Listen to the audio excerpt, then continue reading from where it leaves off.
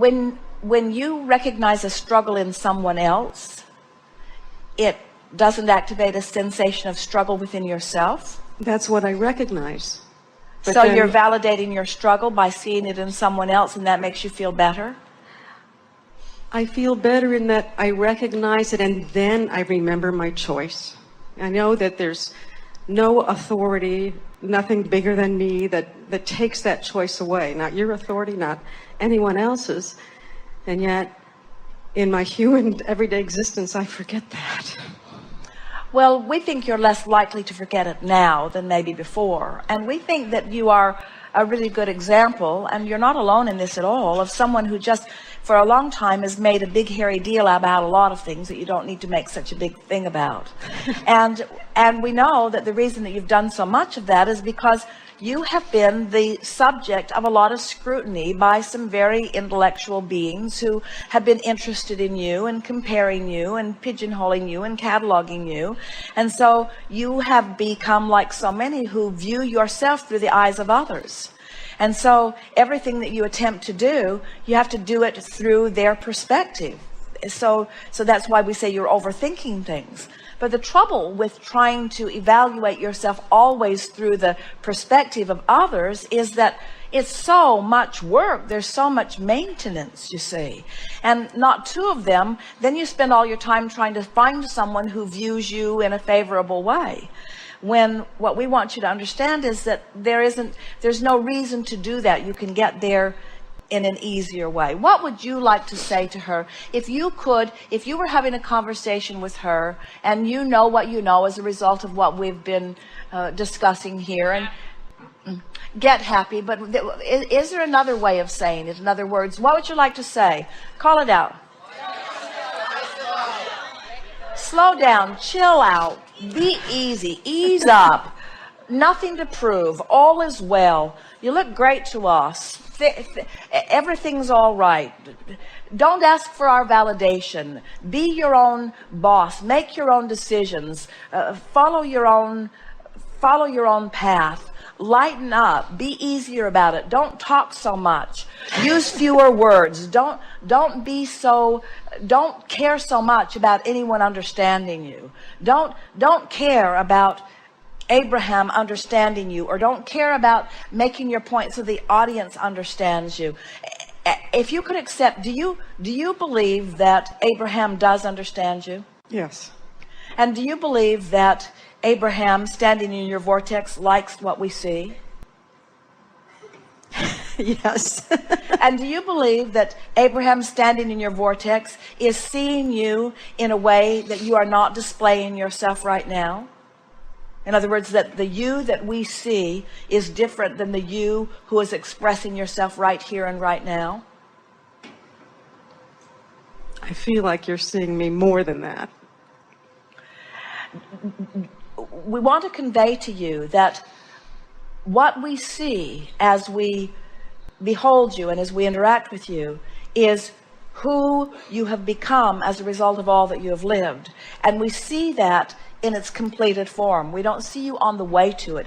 We don't see you trying to figure out who you are. We see you knowing who you are. We don't see you trying to find love. We see you being love. We don't see you trying to get to the right place. We see you standing in the right place. We don't see you trying to figure it out. We see you knowing that you'll never figure it out, and wherever you are is all right.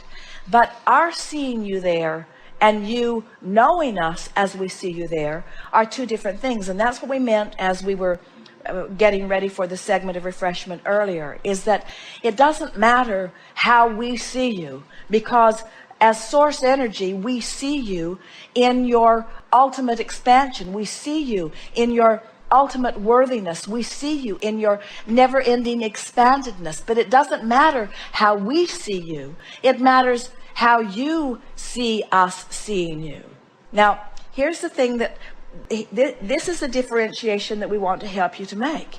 If you're reaching for the way the source within you sees you, you have to reach for it in the form of feeling, which means you have to disengage from whatever is your usual criteria. So you have to feel for it. You have to feel for it. which means you have to make it general. So let's break your experience down to something that is general. We've done a little bit of this already here today, but it will be meaningful to do it with you. So, do you generally know who you are? Yes. Tell us. I'm an integral part of a greater whole. I'm all that is. I have a capacity of love beyond my own mental ability to realize. And I'm a human being on this planet. But it feels to us that that's all too specific for your own good. Because none of that gave you ease. In other words, all of those comments were a little bit torturous to you. So give us that recognition of who you are in yet more general terms, if you can. I'm a morphing work in progress. You are, but in that you are unhappy with where you stand on the progressive trail. So say it again more generally. I don't have words. It's that Yes, feeling you do. of You've reaching. got words. You've got words. You're really good with words. We've never met anybody better with words. You're really good with words. So give us more general words. Rather than I'm a morphing work in progress, say that more generally. I'm me. Always expanding, in the right place at the right time. Can't get it wrong. It'll never be done. Anybody who's watching is watching only with love. Oh, that would be nice. Yeah. Anyone who's watching is watching with love. Anyone who believes otherwise doesn't have the big picture. I'm letting go of how I've been taught to address myself, and I'm looking at it in a new way. This is a leading edge conversation with leading edge people, and somehow I've managed to work my way into the hot seat, which must mean I've got something pretty powerful going on. This is the closing hour of the most dynamic seminar that's ever taken place on the leading edge of thought, and here I sit, hogging up all the time.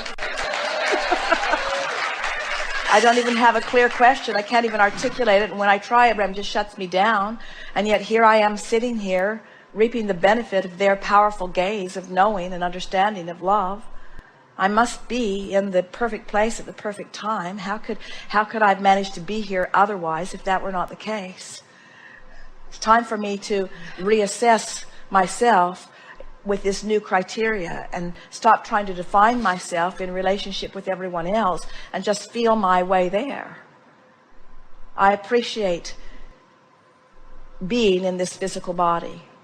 And sometimes when there is not enough appreciation flowing to me, I find the relief of letting it flow from me. It feels good to appreciate. It feels good to look for positive aspects. It feels good to know my value. I like the concept of the vortex. I want to believe that it is real.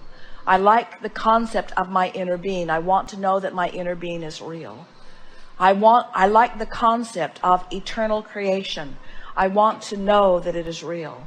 I want to find myself on this continuum which is eternal life, and I want to acknowledge myself in this physical body, in this time and in this space as important to this never-ending, ongoing experience of life.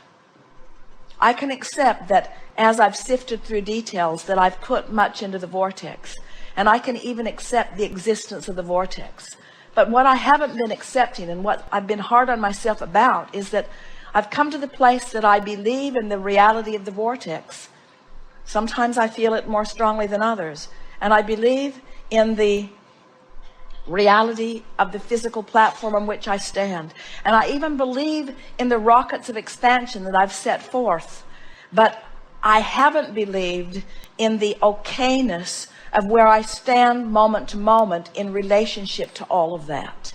I have for all of my life believed that I should be a little smarter and I should be a little nicer and I should be in a little better place, that I should be carving out something a little bit more specific. I haven't ever been quite in the place where I could just accept that I'm in the right place at the right time, because I haven't allowed myself to be in enough vibrational alignment with Source to really feel Source's never-ending appreciation of that which I am.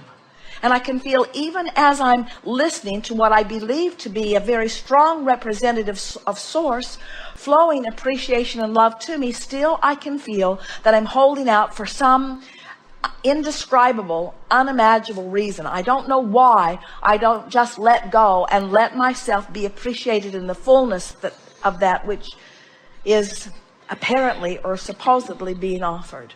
But that is my new quest. I'm going to get general enough that I can find it. And I'm going to take the attention off of myself, which has been my greatest struggle, and I'm going to put my attention of appreciation on other things that are around me. I'm going to appreciate nature. I'm going to appreciate this ship. I'm going to appreciate this opportunity. I'm going to appreciate these patient people, 700 patient people sitting here listening to Abraham, starting at the very beginning of vibration and helping me to come to a place.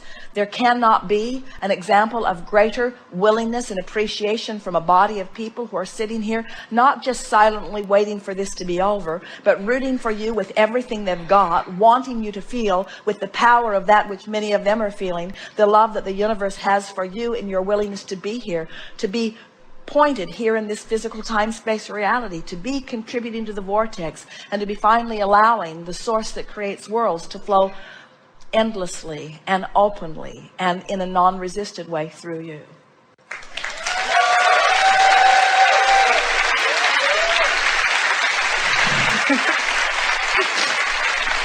I am in the right place at the right time. Thank you. Thank you.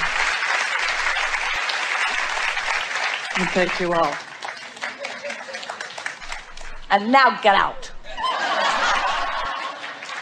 They're doing extremely well.